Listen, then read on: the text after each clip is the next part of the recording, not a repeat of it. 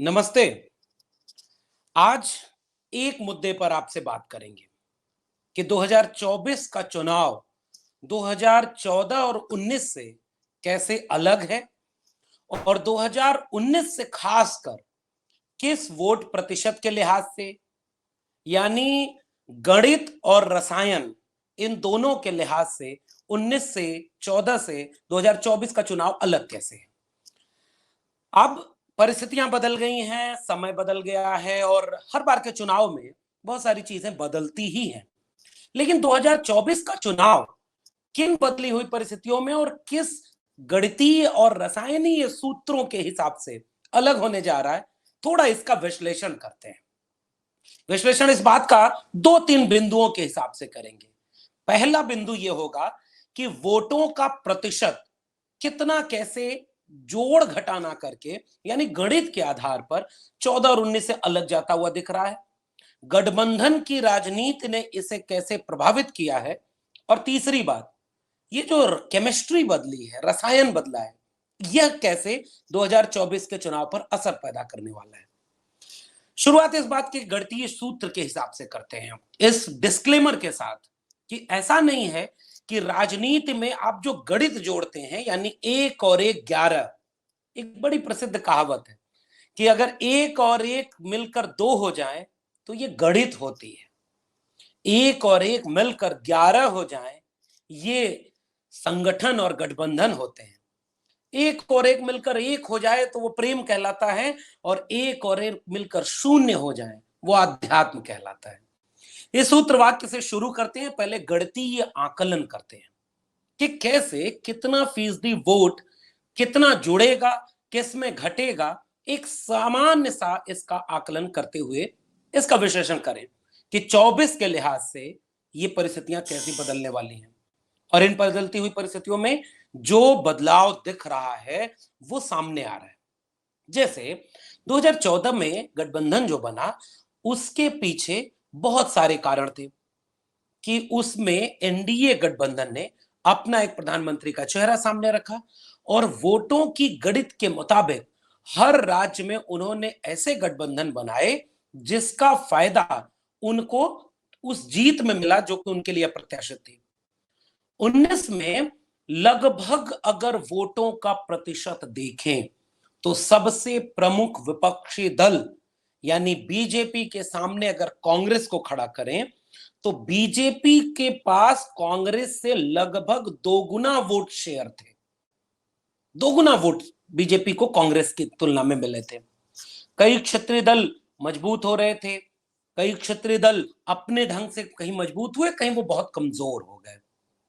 गणित ये कहती है कि अगर 2024 के चुनाव का गठबंधन ऐसे बना है जिसमें जो 36 से 41% वोट जो बीजेपी और एनडीए को मिला 2019 में, उसके अलावा 60% लगभग 55% वोट थे जो विपक्ष में पड़े, यानी एनडीए गठबंधन के सीधे विपक्ष में पड़े।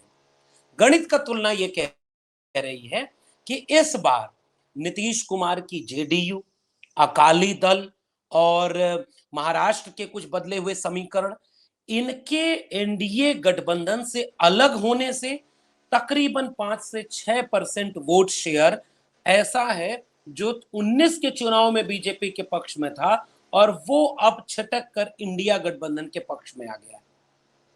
दूसरी एक कैलकुलेशन ये कह रही है कि जिस विपक्षी खेमे में लगभग 55 से 60% वोट में आप बसपा को भी जोड़ रहे हैं, टीआरएस को भी जोड़ रहे हैं, उड़ीसा में भी एक एक वोट परसेंटेज जो बीजू जनता दल का है, इसको भी न्यूट्रलाइज करके भी देखें तो 19 के चुनाव में इसका अधिकांश वोट एनडीए की तरफ गया, लेकिन 24 के चुनाव में अभी टीआरएस और बीजू जनता दल को छोड़ दें तो मायावती जी का जो बसपा का वोट है अभी वो तय नहीं है कि वो एनडीए गठबंधन की तरफ उसको जोड़ा जाए या इंडिया गठबंधन की तरफ जोड़ा जाए। इसी कैलकुलेशन के हिसाब से राहुल गांधी ने एक बयान दिया और वो बयान बड़ा दिलचस्प था। वो बयान ये था कि हमारे पास 60% वोट शेयर हैं, यानी 60% वोटों का दावा इंडिया गठबंधन कर रहा है। कि अगर हमें 60% वोट ये मिल गए तो हम बीजेपी को बड़े आराम से हरा देंगे। अब दावा उनका ये है कि वो 60% है, लेकिन इस हिसाब से राजनीति नहीं चलती है। आप सारे विपक्षी वोटों को ये मान लें कि आप कोई पार्टियों का अलायंस करेंगे और उन पार्टियों के अलायंस में सारे विपक्षी वोट आपको ही मिलेंगे, ऐसा कम से कम राजनीति में नहीं होता। फिर भी जो कैलकुलेशन कह रहा है, वो कैलकुलेशन ये कह रहा है कि 19 में जो झुकाव इस गणतीय गणना का एनडीए के पक्ष में दिख रहा था, इंडिया गठबंधन के बनने के बाद 24 में वो गणतीय झुकाव इंडिया गठबंधन के पक्ष में है। यानी एनडीए के पक्ष का वोट का प्रतिशत धीरे धीरे कम होता दिख रहा है अगर गणित जोड़ रहे हैं तो, और इंडिया गठबंधन गणित के हिसाब से बढ़त लिए हुए है। तो ये तो रही गणितीय आकलन की बात। 1-2%, 4% वोटों का शेयर ऊपर नीचे होता है। मैं इसमें रेफरेंस के लिए केवल जोड़ लेता हूं, अभी हाल ही में 2 सर्वे आए, एक सी वोटर का सर्वे आया और एक और कंपनी का सर्वे आया। इन दोनों ने तकरीबन 2 से 3% फ्लक्चुएटिंग वोट का गैप रखा है, और अगर वो फ्लक्चुएटिंग वोट का गैप एनडीए गठबंधन की तरफ जाने की बजाय इंडिया गठबंधन की तरफ चला गया तो 24 में खेल हो जाएगा। तो ये तो कुछ गणितीय सूत्र हैं जो जिसके खतरे भी हैं इस तरह से राजनीति में। इस खतरे से बचने के लिए हम विश्लेषण करते हुए यह देखने की कोशिश करते हैं कि रसायन कैसा बन रहा है, समीकरण कैसे बदल रहे हैं। इन बदले हुए समीकरणों में एक बात गौर करने की है। 24 में 14 और 19 से मुख्तलिफ एक आवाज सुनाई दे रही है। 2014 के चुनाव को अगर आप याद करें, 2014 का चुनाव बिल्कुल अलहदा परिस्थिति में हो रहा था। 10 साल तक एनडीए के खिलाफ जो पूरा राजनीति थी यूपीए गठबंधन की, पहले यूपीए 1 और फिर यूपीए 2, तो यूपीए 2 तक आते आते जो एनडीए का गुस्सा बन रहा था उसे ऐसा बना दिया गया कि वो देश के गुस्से में तब्दील हो गया, और यूपीए 2 के खिलाफ इस देश की बहुत बड़ी आबादी में यह मैसेज चला गया कि अब चीजें बदल रही हैं और सत्ता दिल्ली की बदलनी चाहिए। उसमें कई समीकरण रसायन के रूप में काम करते हैं। मिसाल के तौर पर कैग एक अलग माहौल बनाती है कि भाई जो परिस्थितियां इस समय बनी हुई हैं, देश भ्रष्टाचार में डूब गया है, देश को अब एक मजबूत नेतृत्व की जरूरत है, देश में अब तमाम समीकरण साधे गए, कुछ मैं ओबीसी मां का बेटा हूं कह करके ओबीसी के वोटरों को यह दिखाया गया कि नरेंद्र मोदी के रूप में एक ओबीसी वोटर मिल जाएगा, तो ओबीसी की बहुत बड़ी आबादी के बीच एक मैसेज गया कि ओबीसी वोटर मिलेगा तो हो सकता है हमारे लिए कुछ बहुत अप्रत्याशित करे जो कांग्रेस नहीं कर पाई है। धर्म के नाम पर एक फ्लेवर, एक रसायन उधर से आया जो धर्म के नाम पर यह कह रहा था कि बहुत लंबा समय तो हो गया, अब थोड़ा अपने कट्टर लोगों को भी, और उस कट्टर छवि में नरेंद्र मोदी की छवि फिट बैठती चली गई। गुजरात से जो उनका पृष्ठभूमि रही है उसको जोड़ ले तो ये रसायन बनता चला गया।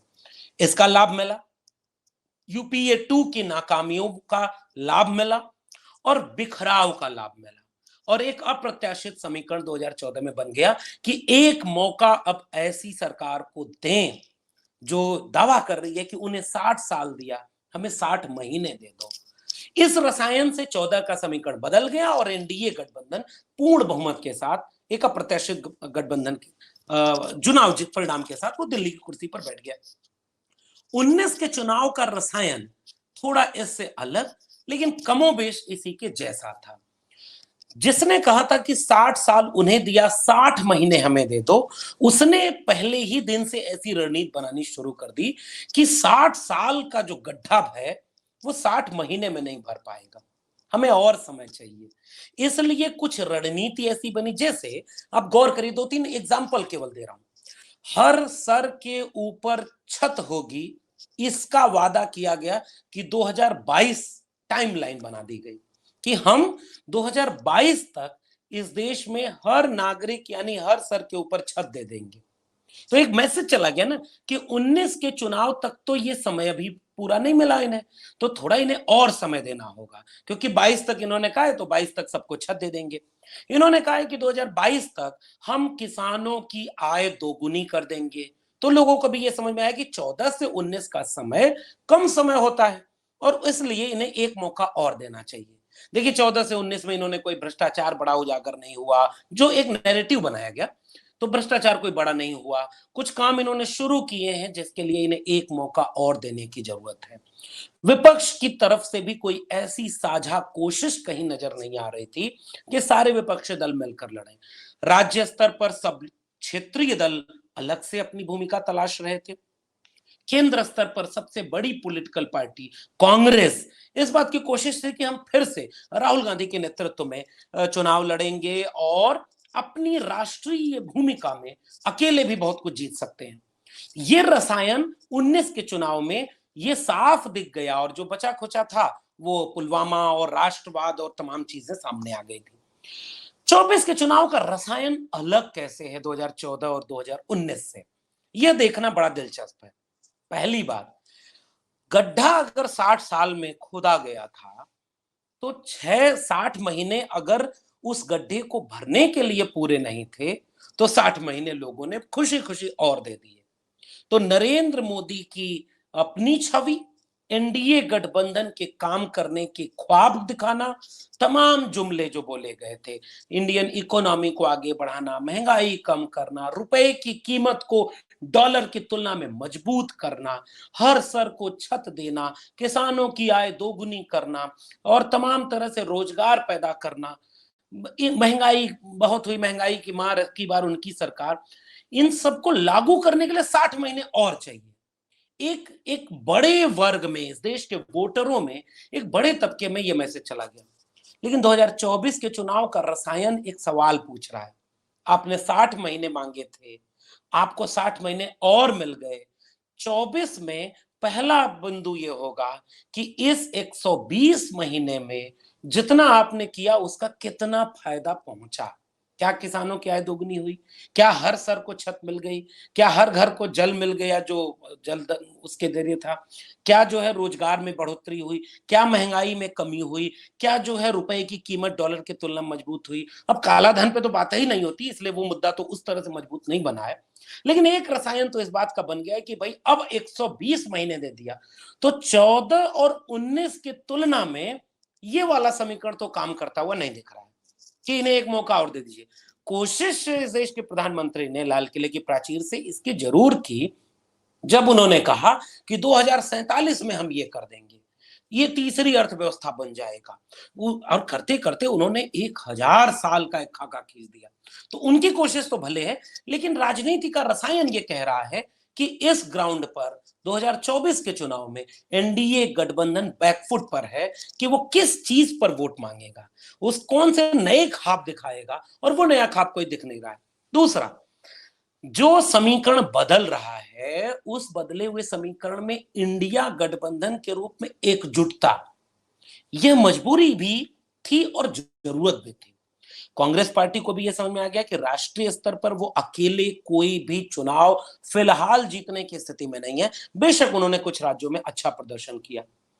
तमाम क्षेत्रीय दलों को यह समझ में आ गया कि अकेले हम लड़ करके अपना एक किला तो बचा सकते हैं, लेकिन जो बीजेपी और एनडीए के जो आनुषांगिक संगठन बन चुकी लोकतांत्रिक संस्थाएं हैं, ईडी, सीबीआई और तमाम तरह के और संस्थान, मीडिया की भूमिका, इन सब ने क्षेत्रीय दलों में ये एक पैगाम दे दिया कि अगर अकेले लड़े तो आप हो सकता है आगे अब लड़ने लायक ही नहीं बचोगे, क्योंकि वो किसी भी स्तर पर जाकर आपकी पार्टी को तोड़ने और सरकार चुनी हुई उसको गिराने, इन सब के काम में लगे। चुनाव आने के पहले ईडी सीबीआई के छापे और तमाम चीजें, कांग्रेस और विपक्षी दलों के बीच जब ये मैसेज चला गया कि बिना मिले अगर लड़े तो हम कामयाब नहीं होंगे, इस एकजुटता ने 24 के चुनाव को दिलचस्प बना दिया है।